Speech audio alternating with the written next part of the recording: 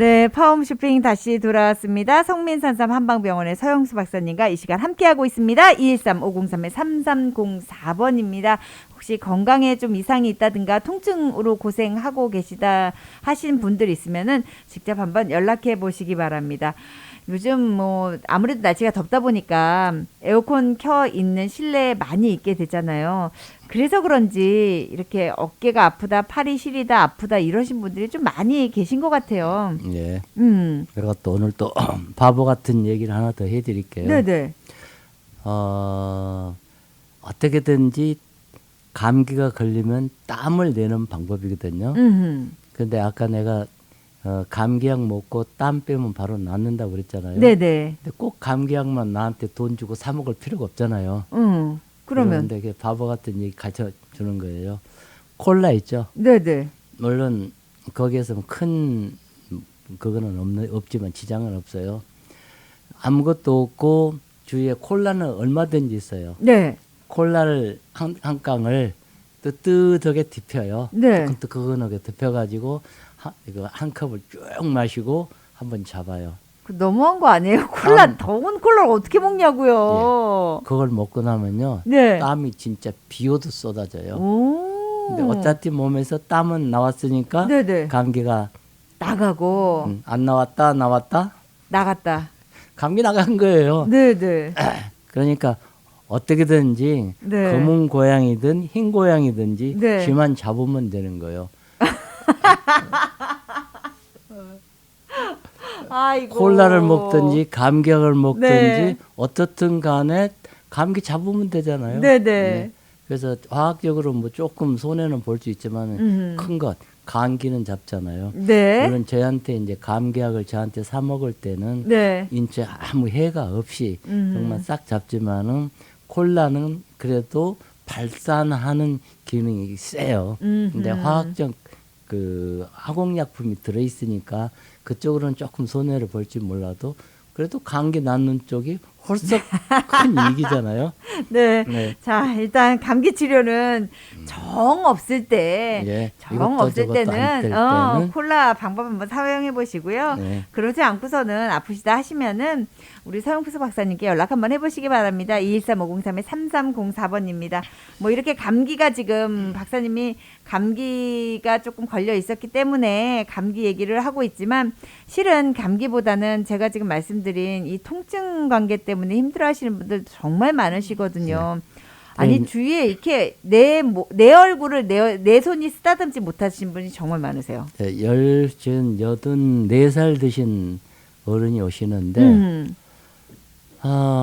어떻게 오셨는데 내가 전혀 감을 못 잡겠어요. 네네. 뭐 팔이 아프다겠다가 금방 가슴 아팠다겠다, 배 아팠다겠다, 엉덩이 아팠다겠다가 이 행설 수술 해가지고 네.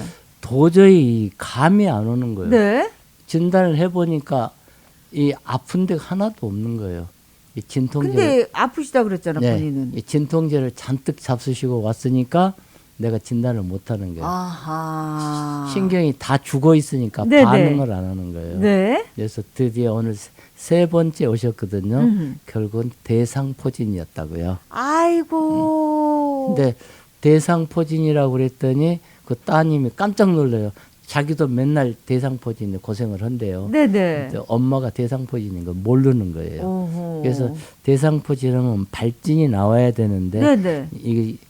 이 어머니가 발진 정도가 되면 죽습니다. 이 나이에 발진될 때까지 놔두면은 네. 그 열에 의해서 살 수가 없습니다. 오호. 그래서 그 자리에다가 보니까는 옆구리 네. 대상이라는 것은 띠띠 대자요.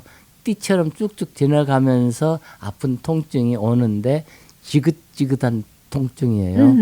거기는 늑간신경통이라고도 표현을 해요. 네네. 거기다가 침 넣고 뜸 뜨고 부항을 해놨더니 아픈 통증이 벌써 절반이 없어지는 거예요. 오호. 만약에 통풍을 앓고 계시는 분들은 네네. 대상포진이나 통풍이나 똑같아요. 요 콩팥이 나빠가지고 요 산을 걸리지 못하고 퓨린체 요 산이 거기에 늑간에 달라붙으면은 그 대상포진이 되고 네. 그 다음에는 통풍이 되는 거예요. 지긋지긋한 통증이 되는데 네네. 그럴 때는 임시 방편으로는 빨리 찬물에 들어가는 거예요.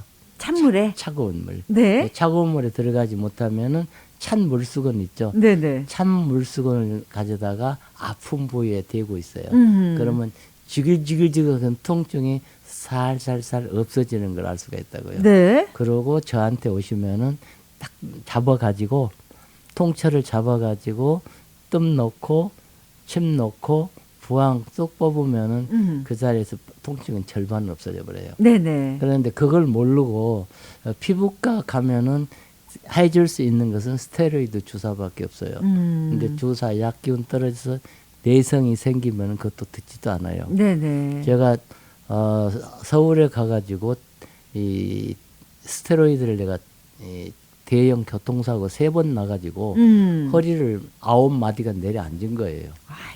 그러니까 급하니까 그냥 스테로이드 맞으면 안 되는 줄 알지만 방법이 없는 거예요. 또 서울에는 또 부모님 묘 이장은 해야 되겠고 그런 건 날마다 하는 것도 아니고 안 갈 수도 없잖아요. 스테로이드를 주사를 맞고 갔는데 뭐 신경이 마비됐으니 모르니까 그 산에도 올랑달랑 하다가는 약 기운 떨어지니까 주저앉아 버린 거예요. 그래서 임월정식 갔더니 대상포진이야. 거기서 주사 맞고 약 다 먹고 왔어요. 그러는데 어느 날 이 옷을 못 입겠어요. 어떻게 아프든지. 네네. 그래서 보니까는 대상포진이 이미 발진이 시작된 거예요.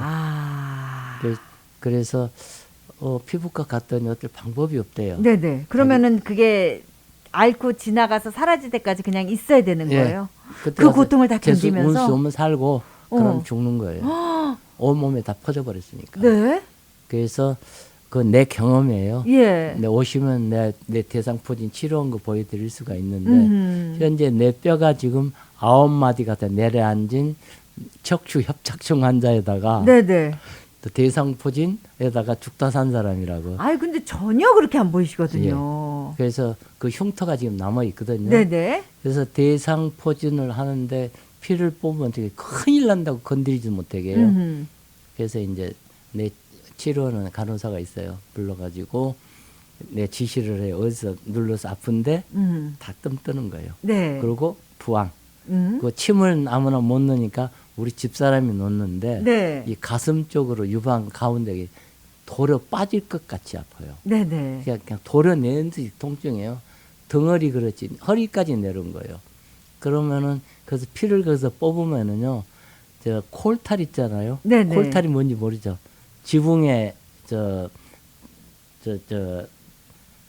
지붕에다가 아스팔트 깔 때 네네. 까만 거 그런 그런 예. 아스팔트 같은 피가 네네. 나와요. 끈적끈적한 피가. 예. 그런데 그렇게 아프던 데가 그걸 한 서너 번 뽑고 나면은 통증이 금방 없어져요.